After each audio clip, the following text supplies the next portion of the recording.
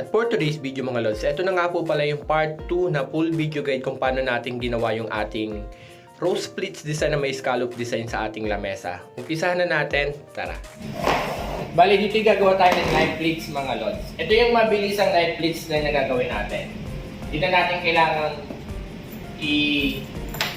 tupi-tupin, ibabalik lang natin. Otherwise, space lang kayo ng 4 inches, pin. Pagka-pin nyo, balik nyo lang ng konti. At least 1 inches, balik lang kayo ng 1 inches. Tapos, pin.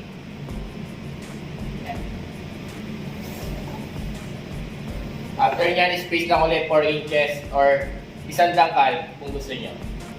4 to 5 inches, mga idol.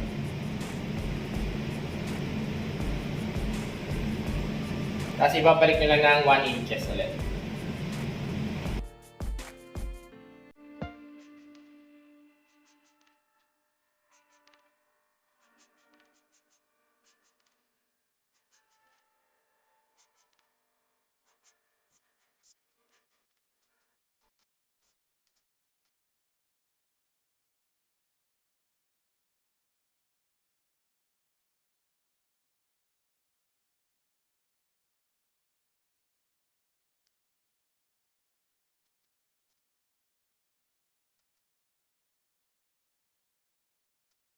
Bali, ito na yung mabilisang knife pleats mga idol yan. Ipopold nyo lang yan ng ipopold, tapos parang ganyan. Space lang sa dangkal. Tapos pag naipin nyo, balik kayo ng 1 inches. Tapos space lang ulit. Dire-diretso lang hanggang maging ganyan na itsura niyan. Mabilisang knife pleats po. At after nyo magawa yung knife pleats mga lods dito sa baba, dito sa gitna, ito yung pinakagitna ng table natin. Maglalagay tayo ng yellow. Ito yung kalimitan ginagawa natin. Dito ngayon naglagay ako ng tie wire yan. May panali ako dyan. Tapos nilagyan ko lang siya ng thumbtacks. Ito, ipopold lang natin na ganito. Yan. Kung paano natin ginawa yung backdrop or paano tayo nagagawa ng rose splits, ganun lang mga lods. Fold nyo lang ng ganyan. After nyan, itatali lang natin to rito sa gitna. Yan. Yan. Tapos, fold lang ulit tayo. Gagawa lang tayo ng ng 3 piraso lang mga lods. 3 piraso lang na malalaki. Ganyan nyo lang siya ipinofold. Yan. Fold nyo siyang ganyan malaki. Guro at least nasa 6 inches mga idol. Tali lang. Fold lang ulit. Ganan lang ulit.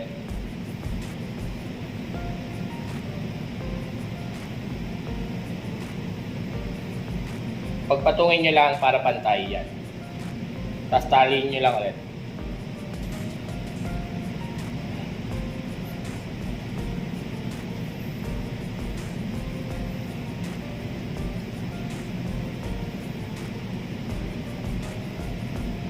Yan.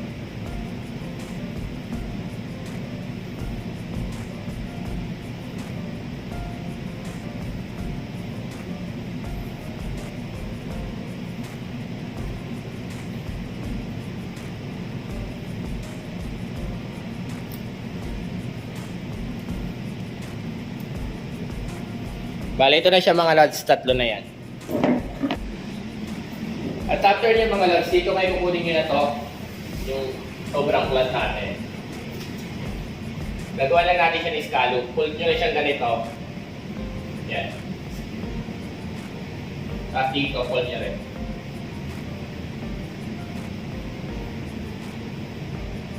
Tapos release nyo lang. Depende sa inyo kung gaano kalaki ang gagawin nyo. Yan. Sa akin siguro mga nilay ko natin, mga ganito lang kalaki.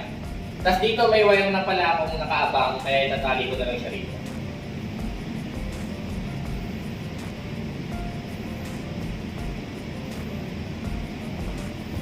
Bali na, yan na siya mga lods yan. Tapos dito nag-abang ako ng panali, tapos ilagyan ko lang din siya ng thumbtacks. Tapos dito sa kanto, magpo-fold lang din ako ng isang pleats lang, kagaya ng ginawa natin doon. Parang rose pleats na design din. Yan. Fold. Yan. Pinal.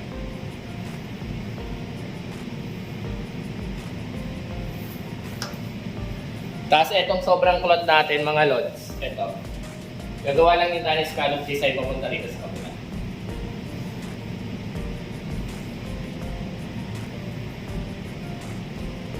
Tapos ito yung pleats kanina. Fold lang din natin na gano'n. Para makabuo lang tayo ng scallop design.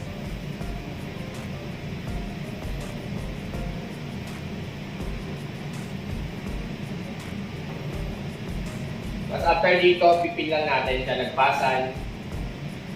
Tapos ikakapit nyo siya din sa top cloth.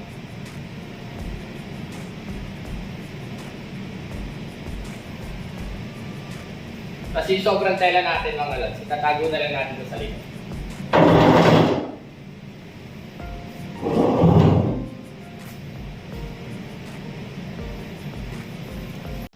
Ganyan magiging itsura niya. Itatago nyo lang sa likod yung tela. Tapos yan na siya.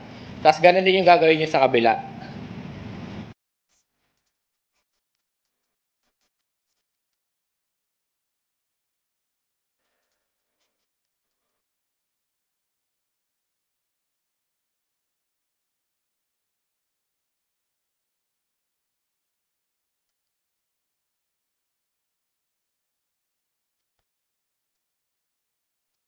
At bali, andito na tayo sa gitna. Ito na siya. Ito kagaya ng ginagawa natin palagi. Yan. Lakin nyo lang siya ganyan mga lods. Ito na yung magiging flower fold niya dito sa gitna. Parang pasigsag lang lagi yung hatak.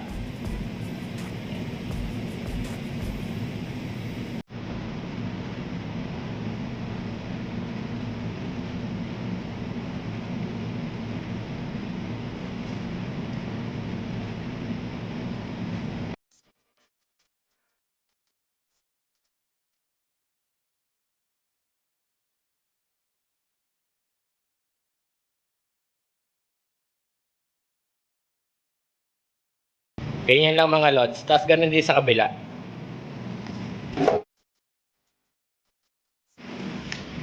At bali ito na siya mga lods yan. Ito na yung simpleng design lang natin. Yan. Nilagyan lang natin siya ng rose pleats or crumpled na flower fold design dyan sa gitna. Knife pleats. Tapos ito. Dinaretso natin dyan sa gilid. Tapos naglagay lang din tayo ng simpleng backdrop lang. Yan. Mas maganda sana sa backdrop mga lods makikita nyo kung mayroon pang isang yellow dyan sa gitna. Kaso short lang po yung tablecloth ko kaya hindi na ako nakapaglagay. Pero mas maganda kung may isa pa siya sanang guhit dyan sa gitna.